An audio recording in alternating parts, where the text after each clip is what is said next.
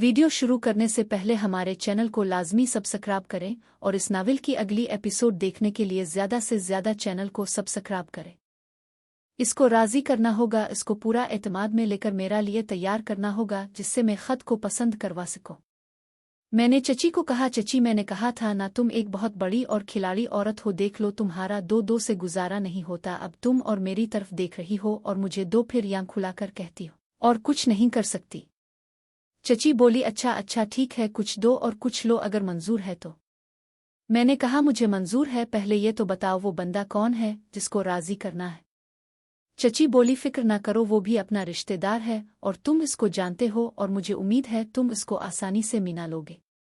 मैंने कहा चलो ठीक है, मुझे मंजूर है, लेकिन पहले मेरा काम करवाओ, आज ही से साइमा आंटी के प्लान बे काम शुरू करो। चची बोली, हौसला रखो, इतनी जल्दी भी किया है, गर्म गर्म खाने से मुंह जल जाता है। मैंने कहा चची मुझे पता है, लेकिन मेरा पास अब वक़्त बहुत कम है, मुझे यहाँ आए हुए तकरीबन 20 दिन हो गए हैं और कुछ दिन और बाद मुझे अबू की कॉल आ जाएगी कि वापस आओ और आकर अगली पढ़ाई की भागदौड़ शुरू करो, और ये ना हो कि आपका काम भी दरमियान में रह जाए और मेरे भी। और मैंने दिल में सोचा चची तुम्हारी भी लेकर जाऊंगा, वो प्रोग्राम तो बड़ा ही ज़बरदस्त मैंने सोच रखा है।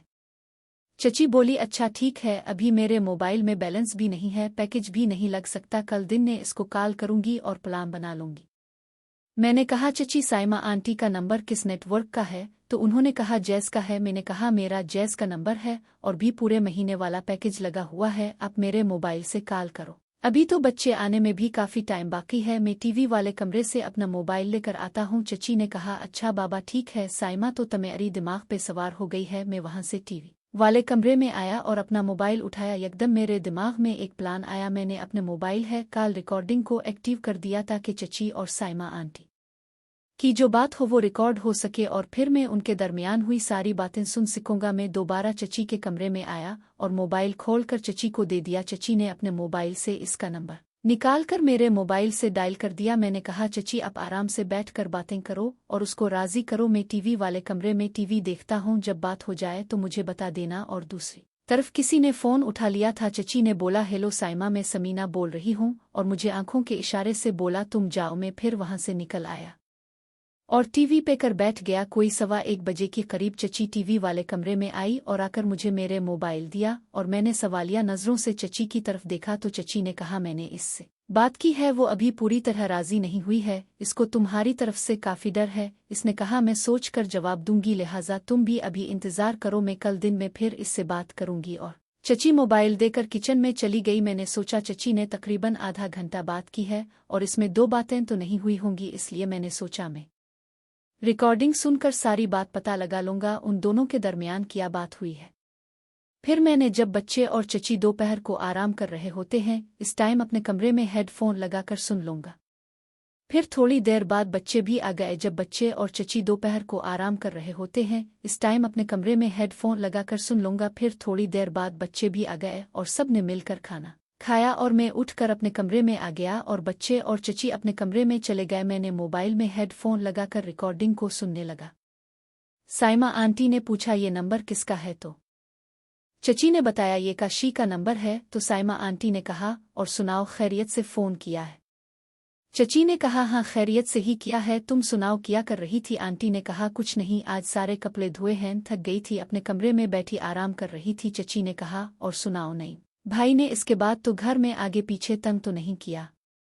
आंटी ने कहा, नहीं अब घर में तंग नहीं करते हैं, अब थोड़ा सुकून है, लेकिन जिस दिन मैं तुम्हारी घर से वापस आई थी तो इस दिन शाम को मैं किचन में अकेली थी तो वहां आ गए और आकर कहा, साइमा आज रात को मुलाकात करो, 5 दिन हो गए हैं तुमने दोबारा नहीं, आज बड़ा दिल कर रहा है। तो मैंने कहा, नईम भाई आज नहीं, कल रात को मेरे कमरे में आ जाना, मैं कर दूंगी। बस फिर वो चले गए और आज रात को वो मेरे कमरे में आएंगे। चची ने मजाक में कहा, अच्छा तो आज मेरी बन्नू रानी के साथ मुलाकात करोगी? आंटी ने कहा, हाँ, और क्या करूँ, मरूना तो और क्या करूँ, मेरे नसीब में सिर्फ मुन में ही लिखा है और आज तक अपनी सहेली का सोचा तक नहीं है। चची ने कहा, नाराज क्यों होती है, तेरा भी कुछ ना कुछ हो जाएगा।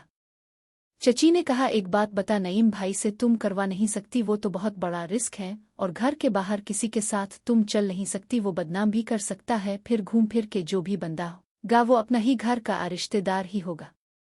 आंटी ने कहा, समीना जो भी हो पक्का बंदा हो, राजदार बंदा हो जो प्यार दे भी और ले भी और बदनाम भी ना करे। चची ने कहा, देख साइमा, शौकत और इरफान भाई के साथ भी तुम्हारा काम नहीं करवा सकती। उन दोनों को मैं आज तक खुद अकेली ही बेगुएत रही हूँ और दोनों को एक दूसरे का कुछ नहीं पता। और अगर मैं शौकत इरफान भाई में से किसी के साथ भी करने का कहूँ तो वो तो फौरन तैयार हो जाएंगे, लेकिन फिर वो मुझे ब्लैकमेल करके खानदान ने और भी लोगों को करवाने का कहेंगे। अब तक तो उन दोनों की नज़र में ही खराब हूँ, बाकी तो बच्चे हुए हैं, इसलिए इन दोनों के अलावा कोई और नया बंदा तेरे लिए देखना होगा। साइमा आंटी ने कहा, समीना कह तो तुम ठीक रही हो, लेकिन नया बंदा और कौन होगा तेरी नज़र में जो पक्का बंदा हो और बदनाम भी ना करे। चची ने कहा, एक बंदा है तो, लेकिन तुम्हें यकीन नहीं आएगा और हो सकता है तुम उसके लिए राजी भी ना हो। आंटी ने कहा, कौन है वो, तुम पहले बताओ तो सही। चची ने कहा, और कोई नहीं है, मेरी नज़र में अपना कशी ही है। साइमा आंटी ने जब ये सुना तो हैरत से बोली, क्या कह रही हो समीना, तुम्हारा दिमाग तो नहीं चल गया है, ये तुम क्या बात कर रही हो। साइमा आंटी ने कहा, उसकी उम्र और हमारी उम्र में कितना फ़र्क है, वो रिश्ते में हमारा भतीजा लगता है।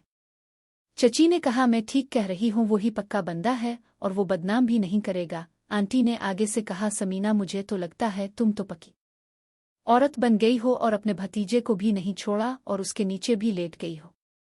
चची ने कहा, बदमाशी, मेरी बात तो पहले सुन लो फिर अपनी बकवास भी कर लेना। चची ने कहा, साइमा अब जो मैं बात बताने लगी हूँ वो गौर से सुनो, फिर मुझे अपना फैसला बता देना। फिर चची ने इसको अपनी और अंकल शौकत की मुलाकात का वाकया और मेरे पास इसका वीडियो सबूत का बताया। फिर जो चची और साइमा आंटी के दरमियान जो इस दिन बातें हुई वो वाला वाकया सुना दिया और इसमें से नौरीना इशरत आंटी का वाकया गोल कर गई, वो इसको नहीं बुती। चची ने कहा, साइमा वो तमेरी और नईम के दरमियान जो हुआ इसने इस दिन बाहर सब सुन लिया था और मेरा शौकत के साथ तो इसके पास वीडियो है और अब वो इस दिन से मेरे पीछे लगा हुआ है कि मुझसे भी मुलाकात करवाओ, लेकिन अभी तक और कुछ नहीं करवाया और अब वो तुम्हारी बातें भी सुन चुका है, इसलिए मुझे कहता है चची अब साइमा आंटी के लिए जो बंदा तलाश कर रही हो वो मुझे ही आगे करो और मेरा साइमा आंटी के साथ। और कहता है अब दोनों मुझे खुश करो, मैं अब दोनों को हमेशा खुश रखूंगा और कभी भी बदनाम नहीं करूंगा। और वैसे भी मुझे साइमा आंटी बहुत अच्छी लगती है। और कहता है अब मेरा ख्याल रखो, मैं अब दोनों का ख्याल रखूंगा और जब आप कहोगे आपकी खिदमत किया करूंगा। अब तुम बताओ साइमा, अब आगे तुम्हारा क्या फैसला है। साइमा आंटी ने कहा, मेरी तो पूरी बात सुनकर जान निकल गई है और तुम फैसला पूछ रही हो। चची ने कहा, देखो साइमा, अगर कशी कच्चा बंदा होता तो इतने दिन होने